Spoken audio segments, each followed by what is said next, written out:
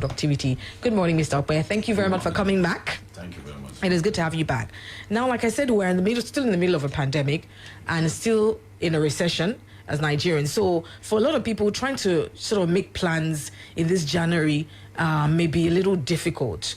So would you say that anything is predictable when it comes to making financial plans in a year like this 2021 with all that we're grappling with? Okay, I will first of all start by saying that yes, there's still so much uncertainty in the air. People still believe that the second lockdown might happen. It's already happening in some countries and it's gradually stepping into Nigeria. We still don't know where we are. But the truth of the matter is, either pandemic or no pandemic, we live in the world of uncertainty. Nobody really knows tomorrow. So that still does not stop us from planning. Okay. However, plan is a future thing. Right. Tomorrow, you don't know what will happen. So exactly. Even if there's going to be lockdown, even if there won't be any second lockdown, we should still plan. We should still have our budget for this year. Okay. Just like a nation, most of the time, what we do at a micro level or at a little space should naturally be a reflection of what happens at the big stage. Right. You will hardly see a nation without a budget. So you should not run your life without a budget. You will hardly see a big company without a budget. True. So also you shouldn't run a small business without a budget. Okay. You have your personal budget, you have your business budget, you have the budget. As a family budget here and there. And as a matter of fact, in this time of uncertainty, then our budget should even be stricter than it used to be, because we need to cut costs. Because revenue is not sure. Because in business, you make money in two ways. Yes. It's either you grow your revenue or you reduce your expense, or you do both at the same time. Right. But of course, when you cannot grow revenue, what you do is you reduce costs. Now it's almost sure that revenue is difficult for us to grow. That is, you have seen in the budget of Nigeria. Yes. We are running a deficit of about 5.8 trillion. Okay. So revenue is not likely to come, at the way we project it. May not come, let me put it that way, the way we project. So cost seems to be in our hands. We can drop costs. So that is why it is important for us to budget.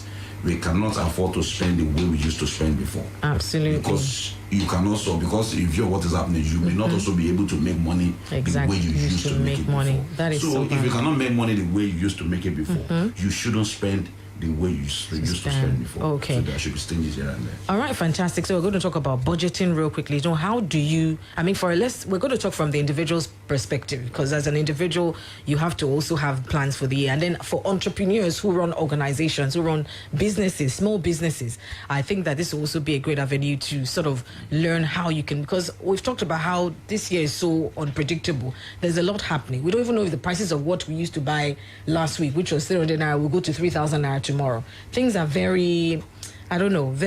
things fluctuate in Nigeria so far, so you don't know. So I guess I want to ask, for an individual, how do you plan for the year? How do you budget in a practical, how are the practical tips that you would give for an individual who wants to budget for the year? What are the areas they want to avoid when it comes to finances, and where do they want to put their money? People now say, don't just put your money in the bank. Because at the end of the day, I don't know, do you believe that you shouldn't just put your money in a bank? As an individual, we're not talking about an entrepreneur. I don't agree. Okay. Then at the same time, the way things are presently, it's quite discouraging to leave your monies in the bank. But of course, when you don't have other investment outlets that you can put your money, where will you put the money? So yes, as much as I agree with the people that say that you can't just leave your money in the bank, where the savings account, where in fact there is no fixed deposit in, there is no incentive for saving from the bank, because the financial incentive for saving is actually the interest. When you are being paid 1.5% per annum, and the inflation rate of Nigeria is close to 15%. So it really doesn't make so much of financial sense. So your money is losing value sitting in the bank. Wow. So, but of course, when you don't have other places that you can put your money into, then you can still keep it in the 1.something% is still something. 1% is still something. Okay. But what I tell people is, because it's better to even you can forget about the interest, but you also need to factor in your capital. Right. Because the return of the capital, I keep telling people, the return of the capital is better than the return on the capital. So what that means is that when I put my money in the bank, I may not get so much of interest from the bank, but I know that nothing is going to happen to my capital. Right. But when you put it under venture that promises higher interest, something dangerous can happen to your capital. So it depends on your risk. So it's less risky. It depends on your risk appetite. Okay. So that is why it is very difficult to just say, don't put your money in the bank, go and do business. What do you know that if they lose the money, who's going to guarantee? But for the bank, as long as the bank doesn't fail, you will get your capital with that tiny interest. Okay. So nothing is likely to happen to your capital. Okay. So for individuals, like I just wanted to say, I know there are some groups that are even known on Telegram, but I just always look, and I'm always like, because they always say, no matter how little you earn, you can do something with your money instead of putting it in a bank. So, so even if you earn, there are people who are earning 30K a month. Believe it or not, people with children, family, men, women, earning 30K, earning 50K, as little as 50K. And then I hear people say, oh, just because you earn 50K doesn't mean, oh, everything has to go. There can be something you can do that can, and they talk about maybe investing, even if it's just a little in this and that. Do you think that's, do you think it's feasible? Is it possible? When I look at somebody who's earning 30K, you're saying within that 30K as well, you can still invest, you can still do something. Or do you think that some of these groups and some of these people are just, I don't know. What are your thoughts on this? Yeah, I agree. I quite agree with you. But the truth of the matter is the kind of generation, I mean, the age that we have now is what you see people just talk theoretically. Right. People don't rather put practicality to some of those things that they say. As much as I agree that if it is very difficult for you to say, take for instance, that we tell people that the fundamental of personal finance is that you must not spend everything that you earn, no matter how small. Yes. So if you get used to saving 10% of 30,000, which is 3,000, yes, which you can invest, then you should. It won't be difficult for you by the time you start to earn 100,000 to save 10,000. Yes. It will be difficult for you by the time you start to earn 1 million to save 100,000. I can assure you that if it is very difficult for you to set 3,000, it is fraction. 3,000 out of 30,000 is the same thing as 10,000 out of 100,000. It's the same thing as 1 million out of 10 million. So if you find it difficult to set 10% of 30,000 out for investment, you will probably have problems when you start to earn 1 million. It will still be difficult for you to set apart 100,000. So it's like a change of mindset. It's like a behavioral change. So I feel that if your salary is still 30%, look at a comfortable percentage that you can save and invest. If it is 10, I usually recommend in a minimum 10. Yes. Okay. So if it's 10, still keep the 10 apart. There are places you can put your 3,000, even if it's not a very serious investment like that, even if it is savings. Because if you save 3,000 every month, by at the end of the year, you probably have 36,000, which will take the pressure of chicken and rice away from you at Christmas. Sure. So the same way, if you lose that and think that, oh, is it out of 30,000 that we say, by the time you earn 100,000, 200,000, 500,000, you say the same thing. Behave the same way because you don't have that culture in you. Absolutely. But when you say, oh, for example, people who save to at the end of the Christmas to, should people be saving to use it, or should we just be saving to keep it there? Because some people say you never touch your savings. So but then some people say maybe to go on holiday. Some people save so that at the end of the year they can buy this and that and that. So what is your stance on what should our savings be for, really? Okay, for me, I will break it into two key areas, 2 or 3 key areas. Number one most important reason why we save is we save for emergency. Because there are some things that happen to us that we never plan for. Sure. Sickness. Sudden, somebody suddenly in help, or you suddenly lose your job. So what do you fall back on? So number one reason why people should save is because of uncertainty of the future. Sure. Emergency, anything can happen in the future. Lockdown can happen and you won't be able to walk. Look at during the lockdown, people were on salary, were still getting salaries. Maybe some people, the people who do petty trading, some of them lost the whole of their working capital, sitting down at home using it to eat. So you should save for emergency. Then you should also save for retirement when you cannot work again.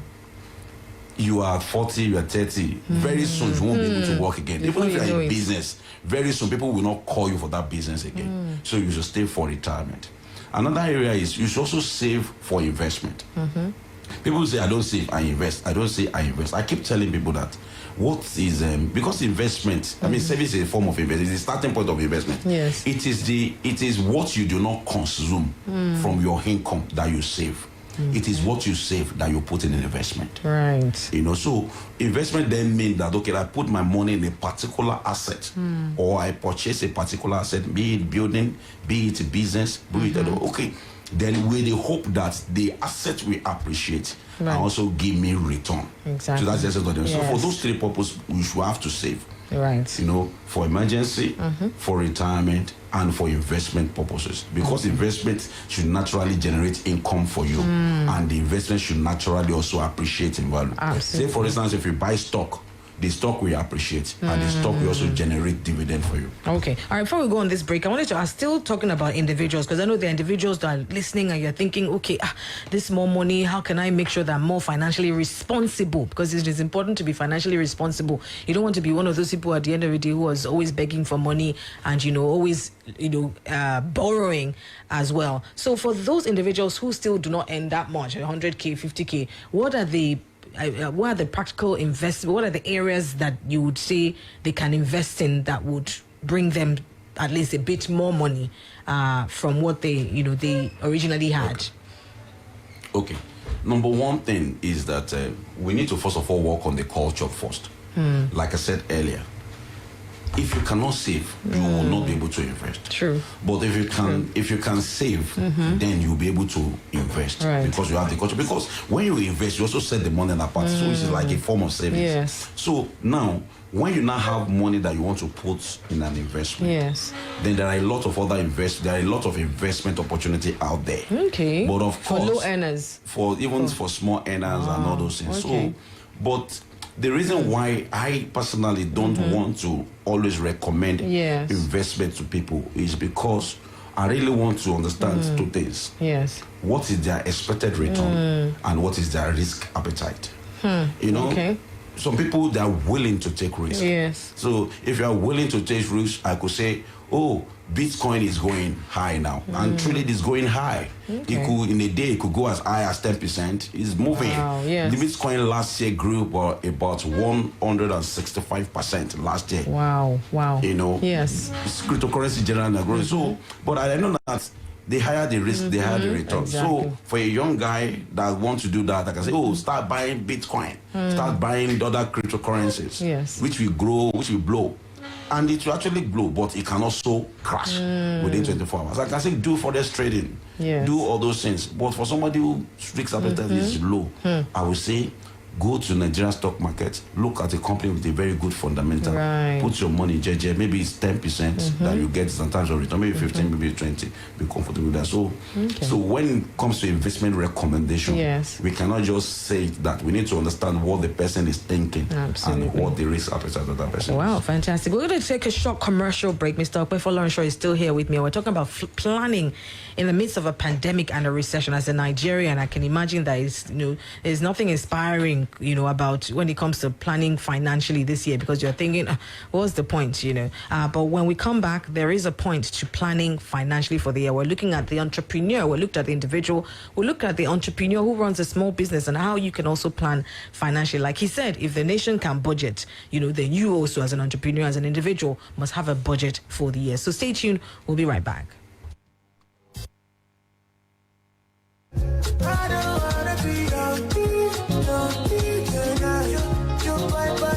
Stepping up with my new Galaxy A12 with the 5,000 mAh battery that keeps me balling all day. I can capture every moment using the multi-roll quad camera, binge watch music videos on 6.5-inch Infinity display, store more files on a massive 64 to 128GB RAM, and keep my phone private with the side-mounted fingerprint. Step up with me to the new Galaxy A12. For more information, visit Samsung.com or call 0800 Samsung.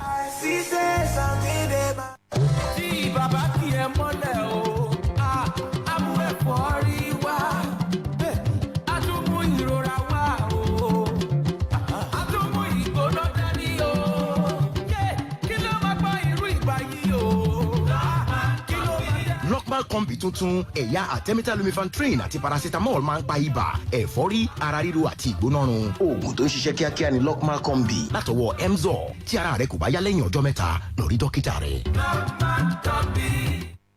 You see that your cousin will not dey carry last for food matter, and that your niece will not like to chop better thing. No, I know the shopper. What about your uncle? We not get shit. And that your guy will always like drink the last Coca-Cola. We sabi them, but without them, food not is sweet. Coca-Cola and food together tastes better. Taste the feeling.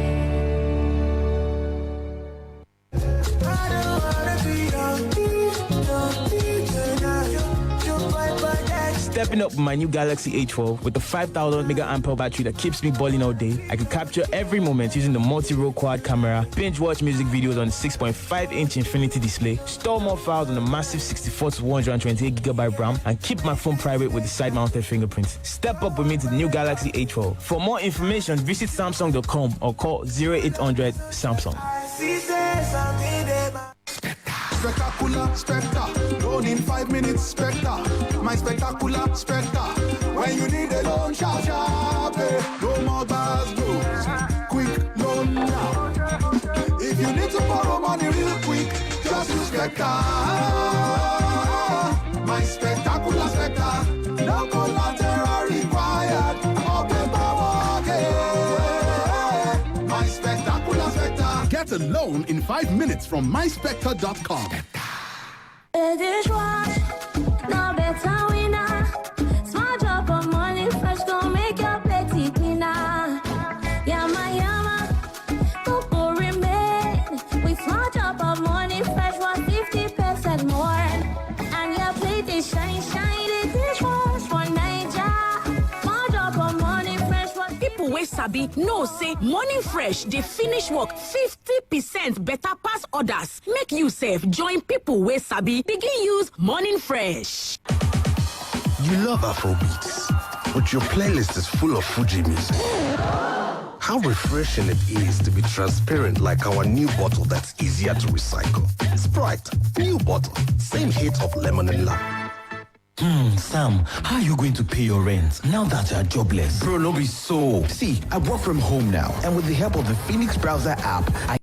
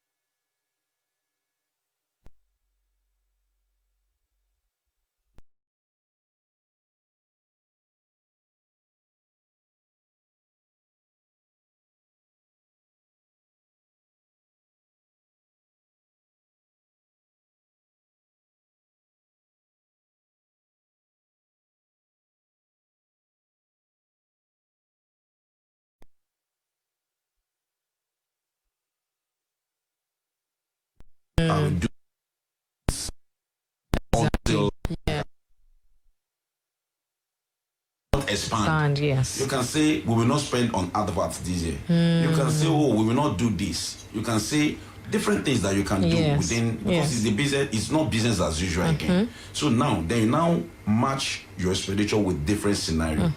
You look at the worst case scenario and say, okay, worst case scenario, dollar will not go beyond 500, 550, 600. Yes. Then if I say able to now have these three different scenarios, so that when things happen as you go along in the course of the year, you can say that, oh, you have seen this scenario. Before you can really experience any shock, will be a scenario that you have not even, which can actually happen. But the probability that will happen could be low. Yes. But you know that you are better prepared than somebody that has not even decided. You cannot walk into the year and say, and live as it's come. It doesn't work that way. We'll take things as they come. You cannot That's not live possible. like that. All right. So how about, I mean, for last year, nobody really saw the lockdown coming. You know, so a lot of businesses, like you said, people had to stay home because nobody's buying certain things at this time. So how would you say one should prepare? Obviously, we don't want a lockdown to happen. So how do businesses prepare ahead for something like this? I think this has come to show us that anything can happen. So once we're starting there, we should prepare financially for times when maybe we cannot even sell. So, and also I wanted to answer that vis-a-vis, should also businesses be looking at investing? Should businesses invest their monies as well, or just pack it in a bank? What is your advice on that? Okay, now, like you said, when we're talking about savings, you say we save for different purposes. Yes. And the number one thing I said is you save for emergency. Exactly. Pandemic is a kind of emergency. So for a business too, there is something they call retained earning in accounting in business. If you have been retaining a portion of your earnings all this year long, when pandemic came and you could not make as much as you projected, it is different for somebody who has not retained anything. Yes. You know, so the pandemic affected everybody. Exactly. But some people are better prepared. They didn't see it. But naturally, over years, they have been preparing that anything can be run on one. I see big organizations now that they started saying that they're not going to be using their pool cars again, that they will use Uber. Yes. You know, because they have discovered that do we really need a driver and a car? You know, you can see that, oh, do you need as big office space as I know somebody that when the pandemic started, they said that they broke their office into two. Wow. Decided to let half out. Wow. So that because all of a sudden everybody discovered that, okay, do I need this kind of a space? Do I need MD CEO's office? Can't I sit on the same floor with my employee when I'm a small business? Is it not just a show of show arrogance and all of that? All those things. So those are the things that I think people should be looking at, because you are not sure of what will happen, but your revenue, I mean, will probably do well, and people can stay opportunity, and people can take risks. Right. Yes, I said that because I know even last year we saw some underdogs, people that will consider as I didn't see this person coming. Yes. So, but some people think maybe it's prayer, it's magic, but obviously it's not. It's just ability to see opportunity ahead of all those. Then ability to remodel, because we need a lot of business remodeling that we need to do. The way you did your business last year, we're probably not going to be the way you are going to do it this year. You are not doing business to impress anybody. The essence of business is to make profit. True. So, and you, like I said, you make profit either way. Yes. If revenue cannot grow, then cut the cost so that you can have something as profit that you know. But revenue here is looking uncertain. Even for Nigeria, revenue is the revenue that they say they're going to make is not even likely to happen. It's not even likely to happen. So that is why the bank, the country say we have to borrow, we have to borrow. So for individual, you don't have the luxury of running a deficit budget like Nigeria. Your budget should be surplus. Sure, because Nigeria's money in quotes, I mean, it's nobody's money. So people decide to do as they like. Borrow. Exactly. They have the capacity to borrow because it's government. You know, and everybody is willing to borrow. I mean, to lend money to government. So, but for an individual, your capacity to borrow is limited. If some people might not even have the capacity to borrow. True. You know, so you cannot afford to run a deficit budget like the country. You have to run a surplus budget, meaning that your revenue must be more than your expenditure. Wow. Well, I think on that note, I mean, we really are hoping we can try and get Mr. Ope back on a regular basis, but he's a very busy man, and we're definitely hoping and keeping our fingers crossed, that he can give us more of his time. But anyway, Mr. Ope Folorunsho has over 14 years cognate banking experience. His experience, cuts across retail, SME, commercial, and corporate banking. He's an associate of Chartered Institute of Bankers of Nigeria. He's an accredited SME consultant and a certified financial modeler. And as you can see he doesn't just talk to talk. He's, great at what he does. So thank you so much for joining us again today. I hope that what he said today has inspired you to have more foresight for the year, as opposed to just taking each day as it comes. It's important that we are all financially responsible, so that at the end of the year, no matter what comes this year, we're all prepared financially. Thank you for being a part of Beyond the Surface today. We've got Tifutero coming up at 9 o'clock, and then of course a lot more lined up for you. So stay tuned. I'm Ronke Giwa Onafuwa. Good morning.